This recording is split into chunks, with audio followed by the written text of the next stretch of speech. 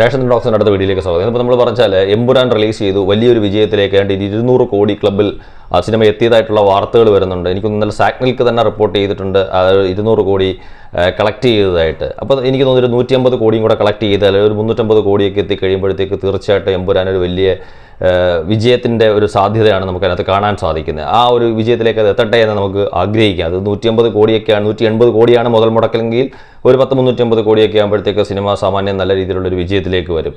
അപ്പോൾ ഒരു വലിയ വിജയമാവട്ടെ. ഇപ്പം ഇനി പറയാനുള്ളത്, ഇപ്പം ശരിക്കും പറഞ്ഞാൽ എമ്പുരാൻ സിനിമയുടെ ഒരു വിജയം കാണുമ്പം എനിക്ക് ഓർമ്മ വരുന്നത് ശരിക്കും പറഞ്ഞാൽ വെള്ളിമുങ്ങ സിനിമയ്ക്കകത്ത് ബിജു മേനോനെയും ടിനി ടോമിൻ്റെയും രണ്ടുപേരുടെയും കഥാപാത്രങ്ങളെക്കുറിച്ചാണ്. എനിക്ക് മാത്രമല്ല, ഒട്ടുമിക്ക ആളുകൾക്കും അങ്ങനെ തന്നെയായിരിക്കും തോന്നുന്നത്. ആ തോന്നാനുള്ള കാരണം മറ്റൊന്നുമല്ല, എമ്പുരാൻ എന്ന് പറയുന്ന ഒരു സിനിമ റിലീസ് ചെയ്യുന്നു. അപ്പോൾ അതിനു മുമ്പ് നമുക്ക് വെള്ളിമുങ്ങയിലെ ക്യാരക്ടർ ഒന്ന് നോക്കാം. അതായത് വെള്ളിമുങ്ങയ്ക്കകത്ത് ബിജു മേനോന് ഇലക്ഷന് നിൽക്കണം, നിന്നാൽ മാത്രം പോരാ, ഒട്ടും ജയസാധ്യതയില്ലാത്ത ബിജു മേനോനെ സംബന്ധിച്ചിടത്തോളം മറ്റുള്ളവർ കാര്യമായിട്ടുള്ള രീതിയിൽ പ്രവർത്തിച്ചില്ല എങ്കിൽ, ഇപ്പോൾ ആ സിനിമയ്ക്കകത്ത് തന്നെ പറയുന്ന കണക്ക് ബിജു മേനോൻ്റെ അമ്മയുടെ ഒട്ട് പോലും ഒരു പക്ഷേ ബിജു മേനോൻ ആ സിനിമയ്ക്കകത്ത് കിട്ടത്തില്ല എന്ന് പറഞ്ഞ് ബിജു മേനോൻ്റെ കഥാപാത്രത്തിനെ പരിഹസിക്കുന്ന കണക്ക് ആ ബിജു മേനോൻ എതിർപക്ഷത്ത് എപ്പോഴും നിൽക്കുന്ന ടിനി ടോമിനെ കൊണ്ട് തന്നെ ടിനി ടോമിൻ്റെ ഭാര്യയുടെ കെട്ടുതാലി വരെ പണയം വെപ്പിച്ച് ബിജു മേനോനെ ജയിപ്പിക്കാൻ വേണ്ടി ടിനി ടോം ആഞ്ഞു ശ്രമിക്കും. ബിജു മേനോനാണെങ്കിൽ ടിനി ടോമിൻ്റെ മുമ്പിൽ തോക്കാൻ വേണ്ടിയിട്ട് എനിക്ക് ജയിക്കണ്ട നിൽക്കുകയും വേണ്ട ജയിക്കുകയും വേണ്ട. ഇപ്പോൾ ഷാജുവിൻ്റെയും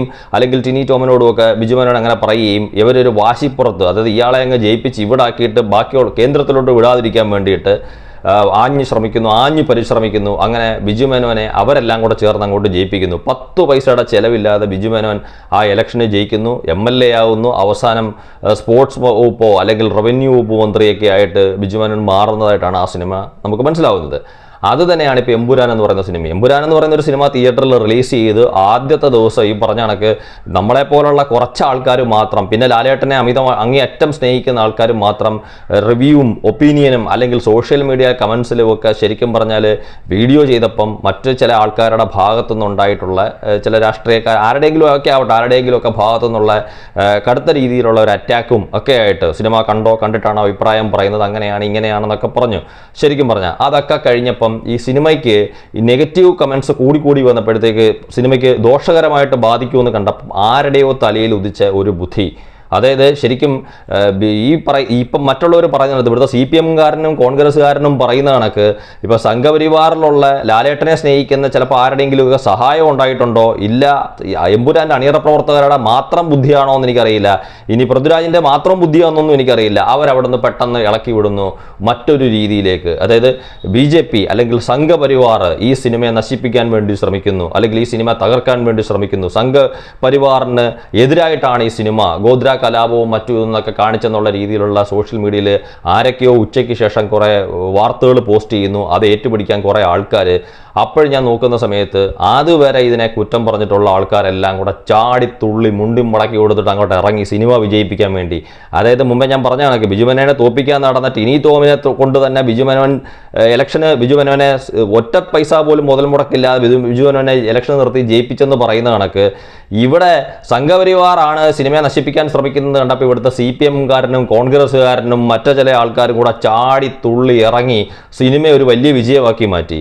ഇപ്പം ഞാൻ രാവിലെ പറഞ്ഞ കണക്ക് ഞാൻ വീഡിയോ ചെയ്യുന്ന സമയത്ത് എന്നോടൊപ്പം ചില മമ്മൂക്ക ആരാധകരായിട്ടുള്ള അല്ലാതെ മറ്റു ചില ആൾക്കാരും ഒക്കെ ചേർന്ന് എമ്പുരാനെ ഇഷ്ടപ്പെട്ടില്ല, വ്യക്തിപരമായിട്ട് ഇഷ്ടപ്പെട്ടില്ല, സിനിമ ഇഷ്ടപ്പെട്ടില്ലെന്ന് പറഞ്ഞ ആൾക്കാരെല്ലാം അന്ന് വൈകുന്നേരം മുതൽ ചറപറ വീഡിയോ ചെയ്യുമായിരുന്നു.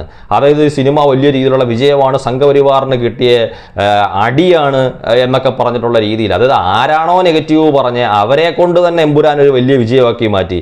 ഇപ്പം എമ്പുരാൻ്റെ 100 കോടി 200 കോടിയൊക്കെ അവരെ ആഘോഷിക്കുന്ന കാണുമ്പോൾ സത്യത്തിൽ എല്ലാ സിനിമകളും ഇവിടെ വിജയിക്കണം. അതുകൊണ്ട് ആ സിനിമ റിലീസ് ചെയ്ത ദിവസം മുതൽ ഇന്ന് വരെയും ഞാൻ ആ സിനിമയെക്കുറിച്ച് നല്ലത് പറഞ്ഞുകൊണ്ടിരിക്കുന്നത്. പക്ഷേ ആരൊക്കെയാണോ ഈ സിനിമയെ മോശം പറഞ്ഞത് അവരെ കൊണ്ടൊക്കെ തന്നെ എമ്പുരാൻ്റെ 100 കോടിയും 200 കോടിയൊക്കെ ആഘോഷിക്കുന്ന വീഡിയോ ചെയ്യുകയും അവർ സോഷ്യൽ മീഡിയയിൽ പോസ്റ്റ് ഇടുകയൊക്കെ കാണുമ്പം ശരിക്കും പറഞ്ഞാൽ അവരെയൊക്കെ എനിക്ക് ടിനി ടോമുമായിട്ടാണ് ഓർമ്മ വരുന്നത്. അതായത് ഈ എമ്പുരാൻ ടീമിനെ ഞാൻ കാണുന്നത് ബിജു മേനോനായിട്ടും ബിജു മേനോൻ്റെ മാമച്ചൻ എന്ന് പറയുന്ന വെള്ളിമൂങ്ങിലെ ഒരു ക്യാരക്ടറായിട്ടാണ് ഇപ്പോൾ ലാലേട്ടനെയും പൃഥ്വിരാജിൽ ഉൾപ്പെടെയുള്ള എമ്പുരാൻ്റെ മുഴുവൻ ടീമിനെയും ഞാൻ കാണുന്നത്. മറുവശത്ത് ആരൊക്കെയാണോ ഈ സിനിമയെ നശിപ്പിക്കാൻ ശ്രമിച്ചിട്ട് ഇതിൻ്റെ ആത്മാർത്ഥമായ വിജയത്തിന് വേണ്ടിയിട്ട് ശ്രമിക്കുകയും ആ വിജയം നേടിയെടുത്തപ്പോഴത്തേക്ക് ഞാൻ പറഞ്ഞ ഒരു കുളിർമഴ കൊള്ളുകയും അല്ലെങ്കിൽ രോമാഞ്ചം കൊള്ളുകയും ചെയ്യുന്ന ആളുകളെ കാണുമ്പോഴാണ് ഈ ടിനി ടോമുമായിട്ട് തോന്നുന്നത്. ഏതായാലും ശരി, എമ്പുരാൻ ഒരു വലിയ വിജയമായി. അതായത് കടിച്ച പാമ്പിനെ കൊണ്ട് തന്നെ വിഷം ഒടിപ്പിക്കുന്ന പൃഥ്വിരാജ് ആയാലും ലാലേട്ടനായാലും ആന്റണി പെരുമ്പാവൂരായാലും മുരളി ഗോപി ആണെങ്കിലും ഗോകുലം ഗോപാലനായാലും ആരായാലും അവരെ അഭിനന്ദിക്കാതെ വയ്യ. കാര്യം പ്രത്യേകിച്ച് നമ്മൾ പറഞ്ഞ കണക്ക് സിനിമ മലയാളം കണ്ടിട്ടുള്ള ഏറ്റവും വലിയൊരു വിജയത്തിലേക്ക് പോയിക്കൊണ്ടിരിക്കുക. പിന്നെ അതിൻ്റെ ഒരു മുതൽ മുടക്ക് മാത്രമാണ് നമ്മൾ പറയുന്ന കണക്ക് ഒരു വലിയ വിജയമായി തീരുന്നതിന് അതിനൊരു തടസ്സമായിട്ട് നിൽക്കുന്നത്. കാര്യം ഇപ്പം 200 കോടി ആ സിനിമ നിലവിൽ നേടിയിട്ടുണ്ട്. ഇനി ഒരു 150 കോടിയും കൂടെ നേടിയാലേ അത് വിജയമായി തീരത്തുള്ളൂ. പക്ഷേ ഒട്ടുമിക്ക തിയേറ്ററുകളിലും പിന്നെ എനിക്കൊന്ന് ഓവർസീസിലും സാമാന്യം നല്ല രീതിയിലുള്ള കളക്ഷനോട് മുന്നോട്ട് പോയിക്കൊണ്ടിരിക്കുക. അതുകൊണ്ട് ചിലപ്പോൾ 1, 2 അല്ലെങ്കിൽ 3, 4 ദിവസത്തിനുള്ളിൽ ഈ പറയുന്ന ഒരു 350 കോടിയും കൂടെ മറികടന്ന് വലിയൊരു വിജയത്തിലേക്ക് അത് എത്തും. അല്ലെങ്കിൽ ഒരു 150 കോടിയും കൂടെ നേടി മൊത്തം 350 കോടി എന്ന് പറയുന്ന ഒരു സംഖ്യയിലേക്ക് എത്തും. ഒരു വലിയ വിജയമായി തീരുമെന്ന് നമുക്ക് പ്രതീക്ഷിക്കാം. ഏതായാലും എമ്പുരാൻ ടീമിന് അഭിനന്ദനങ്ങൾ. താങ്ക്